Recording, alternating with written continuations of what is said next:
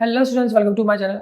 आज की वीडियो में आपका बहुत बहुत स्वागत है। आज हम बात करने वाले हैं सेंट्रीपिटल पार्ट फोर्स के एक नए टॉपिक के ऊपर।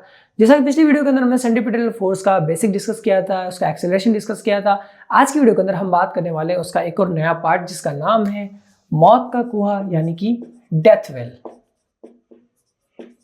इंग्लिश में बोलेंगे डेथ वेल, हिंदी में वही हमारे मौत का कुआं। अच्छा, ये क्या है? इस टॉपिक को हम पढ़ क्यों रहे? एक्चुअल में मौत का कुआं एक बहुत ही ज़बरदस्त कॉन्सेप्ट है हमारे लिए। क्यों? क्योंकि यहाँ पर हमें बहुत सी ऐसी चीज़ें देखने को मिल रही है, ऐसा फिनोमिना देखने को मिल रहा है जिससे हम काफ़ी सारी चीज़ों को डिफाइन कर सकते हैं। लाइक फ्रिक्शन को डिफाइन कर सकते हैं, ग्रेविटेशनल फोर्स को डिफाइन कर सकते हैं, प्लस हमारी जो सेंट्रीपिटल फोर्स है जिसके ऊपर पूरा टॉपिक बेस्ड है, हम वो भी डिस्कस कर सकते हैं। तो चलिए कैसे करते हैं समझते हैं। जैसे कि आप लोग देख सकते हैं, मौत का कुआं कुछ इस तरीके से होता है, लेकिन ऐसे नहीं होता, बेसिकली ऐसे होता है। ये बात तो सब लोग जानते हैं कि मौत का कुआं ऐसे होता है। सबने अपनी लाइफ में देखा होगा, एक बार नहीं देखा तो यूट्यूब पे जाके देखिए, आपको मौत का कुआं देखने को मिल सकता है उसके अंदर, ठीक है।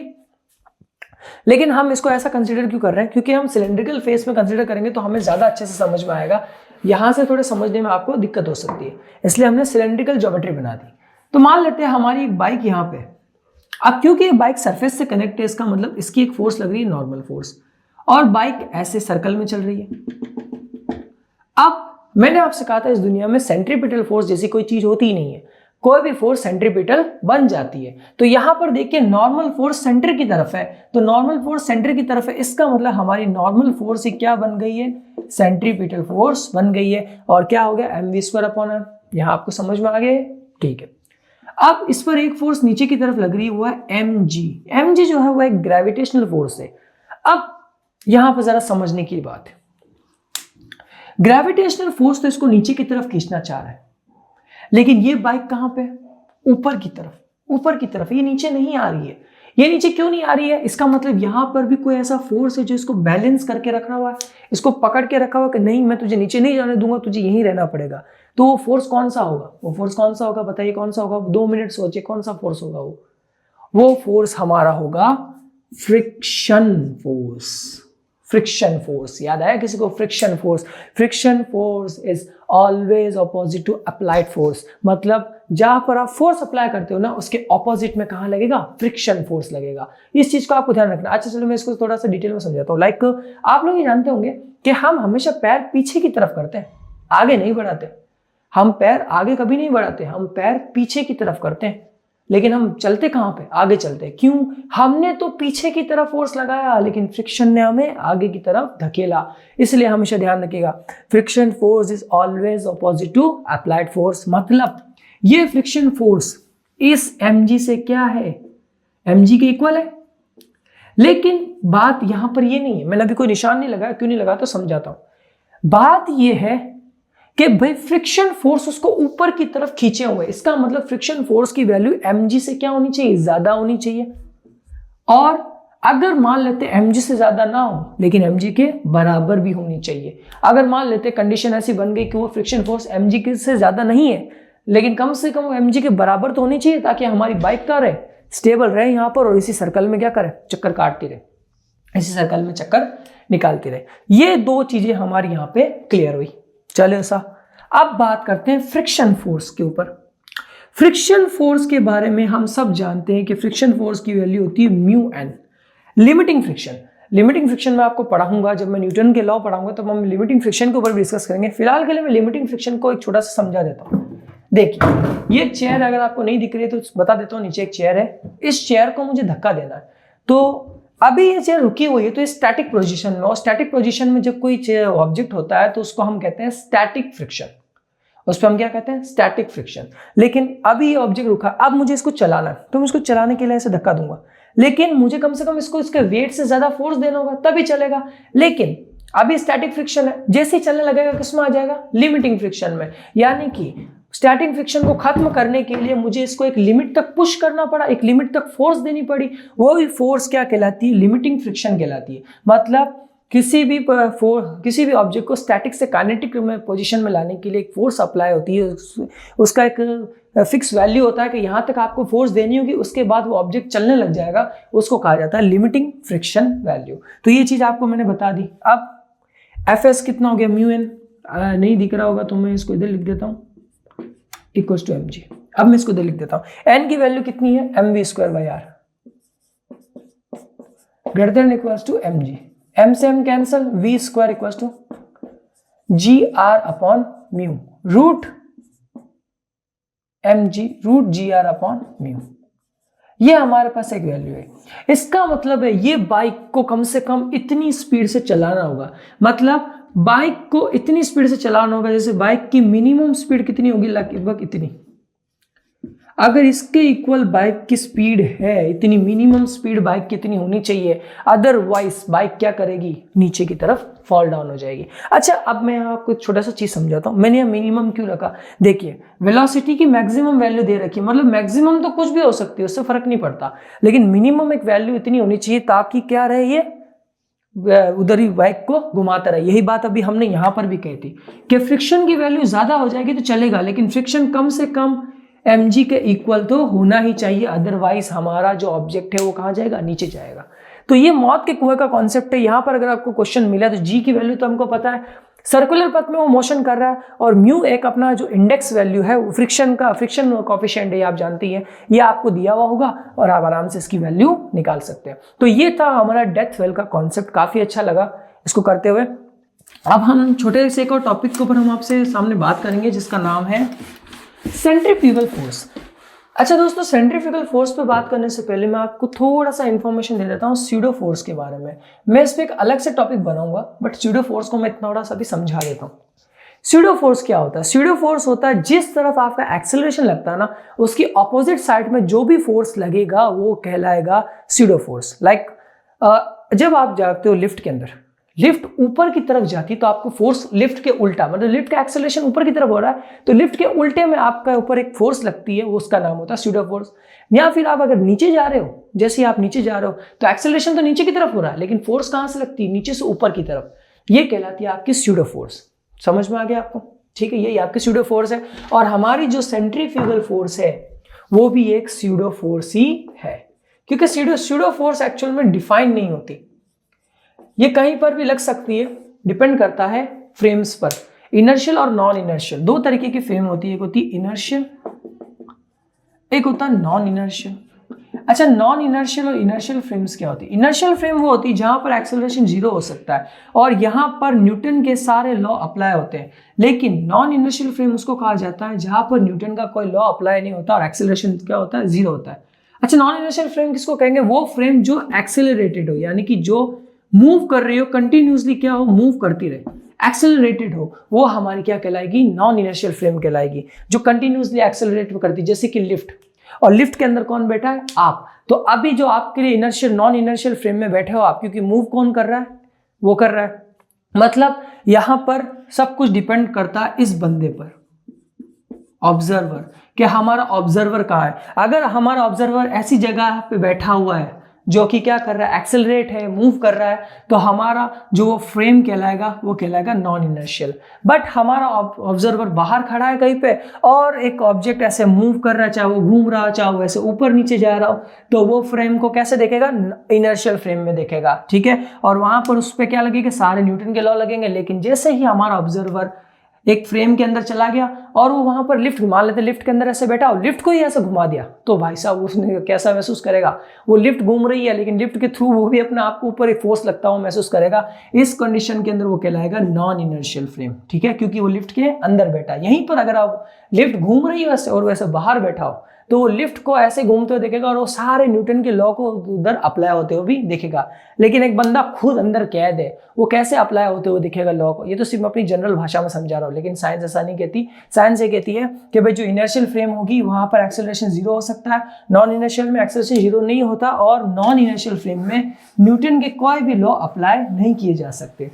तो ये सब कुछ डिपेंड करता है हमारे ऑब्जर्वर पर कि ऑब्जर्वर बैठा क्या है। इसलिए सेंट्रीफ्यूगल फोर्स के बारे में जब भी हम डिस्कस करेंगे, सबसे पहले हम बात करेंगे हमारे ऑब्जर्वर के ऊपर। तो चलिए मैं आपको एक सिंपल सा इसका एक एग्जांपल देता हूं 2 मिनट के लिए।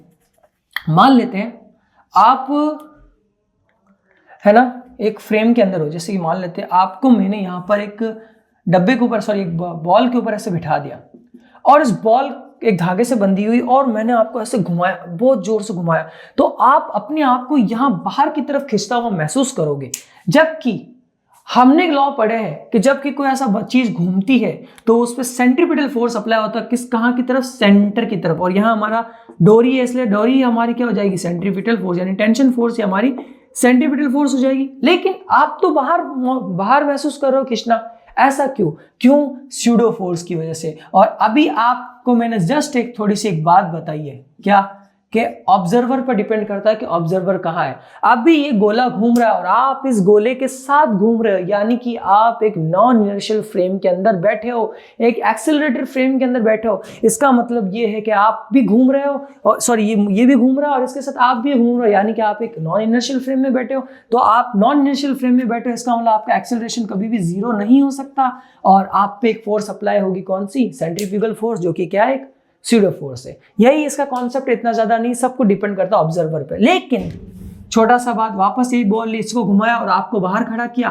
तो आप इसको घूमते हुए देखोगे तो आप कहोगे हाँ भाई इस पे कौन सी फोर्स लग रही है, सेंट्रीपिटल फोर्स लग रही है यहाँ पर, क्योंकि ये किसकी तरफ लगेगी, सेंटर की तरफ, और जब ऐसा गोला घूमेगा। ये चीजें आपने यहाँ पर समझ ली। अब हम थोड़ा सा इसको और समझने के लिए बात करते हैं। हम यहाँ पर अब डिस्कस करेंगे कि हमारे पास एंगुलर वेलोसिटी की मैक्सिमम मिनिमम वैल्यू या मैक्सिमम वैल्यू समझ लीजिए, हमारे पास एंगुलर वेलोसिटी की मैक्सिमम वैल्यू कितनी होनी चाहिए किसी भी ऑब्जेक्ट को, किसी भी घूमते हुए ऑब्जेक्ट पर, किसी भी घूमते हुए फ्रेम पर अगर कोई ऑब्जेक्ट रखा हुआ है, उस ऑब्जेक्ट को बाहर फेंकने के लिए एंगुलर वेलोसिटी की मैक्सिमम वैल्यू हमें कितनी चाहिए होती है, उसके बारे में हम इस पर डिस्कस करेंगे। तो मैं आप इसको समझाने के लिए आपको एक बहुत अच्छा सा एग्जाम्पल देता हूँ, जरा देखिएगा, आपको मजा आएगा। मान लेते हैं ये स्टिक है, इस स्टिक पे कैसेट सीडी रखी मैंने, और सीडी को, डिस्क को मैंने घुमाया, उस डिस्क पे मैंने एक सिक्का रख दिया। आप इसको थोड़ा इमेजिन कीजिएगा, ये डंडा है, इस पे डिस्क डाली, डिस्क ऐसे है, डिस्क के ऊपर सिक्का है, और डिस्क को ऐसे घुमाया, तो एक मोमेंट ऐसा आएगा कि डिस्क से सिक्का बाहर की तरफ फंस जाएगा, डिस्क से सिक्का बाहर की तरफ। मतलब यहां पर हमारे पास एक मैक्सिमम वैल्यू आएगी एंगुलर वेलोसिटी की, जिस पर सिक्का कहां चला गया, बाहर की तरफ चला गया। हमें वही एंगुलर वेलोसिटी को यहां पर फाइंड करना। अच्छा, ये सिर्फ सिक्के के लिए अप्लाई नहीं होती, ये हर उस चीज के लिए अप्लाई हो सकती है जो किसी इनर्शियल नॉन इनर्शियल फ्रेम के अंदर बंदा बैठा हो और उसको बाहर फेंकने के लिए कितनी वेलोसिटी चाहिए होती है, ये हम उस पर अभी डिस्कस करेंगे। चलिए मान लेते हैं बिल्कुल ऐसा एक डिस्क बना ही लेता हूं मैं, और ये ऐसे ऐसे मूव कर रही है, घूम रही है। यहाँ पर एक ऑब्जेक्ट ऐसा है। अच्छा देखिए, जब ये ऑब्जेक्ट ऐसा है, लाइक ऐसे सीडी है, सीडी के ऊपर सिक्का रखा है, तो नीचे की तरफ से mg फोर्स लग रही है, और सिक्का क्योंकि सीडी के सरफेस पे है तो उस पर एक नॉर्मल फोर्स भी लग रही है। इसका मतलब हमारी जो नॉर्मल फोर्स है वो mg के क्या हो जाएगी, इक्वल हो जाएगी। ये चीज समझ में आ गई। और जब इसको घुमाना स्टार्ट किया, तो हमारा एक फ्रिक्शन लगेगा, और friction is always greater than किसके, फोर्स के। अब जो भी घूम रहा है तो घूमते हुए अब सिक्का क्योंकि अंदर है तो फोर्स कहां लगेगी, बाहर की तरफ लगने वाली फोर्स सेंट्रीफ्यूगल फोर्स, उसको mv स्क्वायर r ही लिखते हैं। मैंने अभी कहा था सेंट्रीपिटल फोर्स का जस्ट ऑपोजिट क्या होता है, सेंट्रीफ्यूगल फोर्स। क्योंकि देखो दोनों का फॉर्मूला सेम ही होता है, फर्क होता है सिर्फ एक माइनस का, कुछ नहीं, क्योंकि ये स्यूडो फोर्स है। आप माइनस सिर्फ रिप्रेजेंट करने के लिए लगाते हैं क्योंकि ऑपोजिट साइड में होती है, तो आप लगाओ या मत लगाओ उससे फर्क नहीं पड़ता, आपको इसको mv स्क्वायर मानेंगे। लेकिन जब आपसे कोई पूछे तब आप लगा देना माइनस, ठीक है, क्योंकि दोनों का फॉर्मूला सेम होता है। आपको पता है लिफ्ट के अंदर का एक्सेलरेशन कितना होता है m में, लेकिन स्यूडो फोर्स का एक्सेलरेशन कितना होता है, माइनस m है। सिर्फ स्यूडो फोर्स में और ओरिजिनल फोर्स में सिर्फ माइनस का ही डिफरेंस होता है इनके फॉर्मूलाज में, इस चीज को समझ लीजिएगा। तो हमारी जो भी फोर्स लग रही है वो लग रही है mv स्क्वायर r। अच्छा, क्योंकि हम यहाँ पर सर्कुलर मोशन कर रहे हैं तो लीनियर वेलोसिटी पे बात नहीं कर सकते, हमें बात करनी होगी ओमेगा पर। तो ओमेगा में बदलने के लिए हम जानते हैं v equals to r omega, इसकी वैल्यू यहां रख देते हैं। तो जैसे ही आप यहां रखोगे बचेगा आपके पास m r ओमेगा स्क्वायर, ठीक है, ये चीजें हमने होगी। अब यहां पर एक सबसे इंपॉर्टेंट चीज हमने अभी पढ़ा कि जो लिमिटिंग फ्रिक्शन होता है वो म्यू एन के इक्वल होता है। किसके इक्वल होता है, म्यू एन के, यानी कि म्यू एन की वैल्यू यहां रख देंगे। So mu N equals to m r omega square. Mu N की जगह कितना रख दिया, m g, m r omega square, m से एम कैंसल, ओमेगा को इधर भेजा, सॉरी ओमेगा को इधर ही रखते हैं, तो greater than equals to mu g less than equals to mu g by r, root लग जाएगा। अब यहां पर मैक्सिमम वैल्यू जो होगी ओमेगा की, यानी कि एंगुलर वेलोसिटी की, वो इतनी होनी चाहिए। मतलब इससे कम होगी ना, जब इससे कम होगी ना तब तक तो सिक्का उधर ही पड़ा रहेगा। जैसे ही इसके इक्वल पहुंच जाएगा, इसके इक्वल पहुंचेगा यानी अपनी मैक्सिमम स्टेट पे पहुंचेगा, सिक्का हमारा अपनी फ्रेम को छोड़ के बाहर भागेगा, सीधा बाहर। यकीन ना हो तो एक बार सीढ़ी लेना, अपनी कोई भी सीढ़ी आपके पास पड़ी हो उसको ऐसे रखना, किसी डंडे पे सिक्का रखना, उसको घुमाना, पहले धीरे घुमाना, ऐसे धीरे धीरे धीरे धीरे घुमाना, फिर जोर से घुमाना। जैसे आपने वेलोसिटी करी, तेज करी, वो सीधा बाहर। तो यही कॉन्सेप्ट है, यही हमें जानना था, वो मैक्सिमम वेलोसिटी जिससे सिक्का हमारी फ्रेम को छोड़कर, इस फ्रेम को ऐसे छोड़कर यहां बाहर आके गिर गया, वही हमारा क्या कहलाता है, maximum angular velocity for a object. जिससे हमारी जो सर्कुलर पथ में कोई भी चीज जो मूव कर रही होती है वो कहाँ निकल जाएगी, बाहर। और अगर ये कॉन्सेप्ट अभी भी नहीं समझ में आया तो मैं सिर्फ इतना कहूंगा, आप इन दो चीजों को याद रखिए, नॉन इनर्शियल और इनर्शियल। नॉन इनर्शियल और इनर्शियल में सिर्फ एक ही डिफरेंस है, एक्सेलरेशन कभी भी जीरो नहीं हो सकता, इसमें एक्सेलरेशन जीरो होता है। और नॉन इनर्शियल फ्रेम उसको कहते हैं जो भी फ्रेम अगर मोशन कर रही है, कोई भी फ्रेम अगर किसी भी तरीके का मोशन कर रही है और उस मोशन होती हुई फ्रेम के अंदर कोई बंदा बैठा है तो वो कहलाएगी नॉन इनर्शियल फ्रेम, क्योंकि वो बंदा भी उस फ्रेम के साथ मूव करेगा। लेकिन एक फ्रेम मोशन कर रही है और कोई बंदा बाहर बैठ के उसको देख रहा, फ्रेम से बाहर बैठ के, तो वो कहलाएगा इनर्शियल फ्रेम। इसमें आप अपने आप को समझ लीजिए, आप एक झूले में बैठते हो ना, तो जब झूले में आप घूमते हो तो ऐसे अगर जैसे आपने कप वाला झूला खाया होगा, तो जैसे आप घूमते हो ना तो आप अपने आप को बाहर जाते महसूस करते हो, क्योंकि आप अभी फ्रेम के अंदर हो, वो झूला ऐसे मूव कर रहा है और वो झूले के साथ आप मूव कर रहे हो। आप क्यों मूव कर रहे हो, क्योंकि आप उस झूले के अंदर बैठे हो, इस वजह से आप भी मूव कर रहे हो, तो आप बाहर की तरफ खींचते हो। लेकिन जो बंदा बाहर बैठा होगा ना, उसको आप अंदर की तरफ जाते हुए दिखाई दोगे। ये सबसे बड़ा सत्य है, इस चीज को समझ लीजिएगा। यही हमारा टॉपिक था और यही हमने इस पर डिस्कस किया। तो ये हमारा जो टॉपिक था ये आज हमारा क्लियर हो गया, काफी मजा है इसको क्लियर करते हुए। Centripetal force and centrifugal force पे हमने बहुत अच्छी तरीके से बात की। नेक्स्ट वीडियो के अंदर मैं आपके सामने बात करने वाला हूँ बैंकिंग ऑफ रोड पे, यानी कि रोड के ऊपर ढलाने क्यों बनाई जाती है, तो यार इसके बारे में बात करेंगे। और इंक्लाइन प्लेन के ऊपर भी हम बात करेंगे। इंक्लाइन प्लेन के ऊपर मे बी मैं न्यूटन के लॉ के अंदर बात करूंगा, क्योंकि वहाँ क्वेश्चन काफी अच्छे बनते हैं जब हम पुली के ऊपर बात करेंगे। तो आई होप सो आपको वीडियो बहुत ज़्यादा अच्छी लगी होगी यार। सब्सक्राइब करें, लाइक करें, शेयर करना ना भूलें। बहुत मेहनत लगती है इतने कॉन्सेप्ट्स को बनाने में, जानने में, समझने में। आपका एक लाइक, एक सब्सक्राइब हमारे लिए बहुत ही ज़्यादा इंपॉर्टेंट महत्व रखता है, ताकि हम और ज़्यादा मोटिवेटेड हो आपके लिए वीडियोस बनाने में। जैसे ही काइनेमेटिक्स का पार्ट का कुछ थोड़ा सा और बचा, कवर हो जाएगा, हम क्वेश्चन सीरीज डिस्कस करेंगे, फिर उसके बाद मैं आपके लिए ट्रिक्स लेकर आऊँगा। तो मिलता है हमारे नेक्स्ट वीडियो में। Subscribe, like and share my video. मिलता है हमारी नेक्स्ट वीडियो।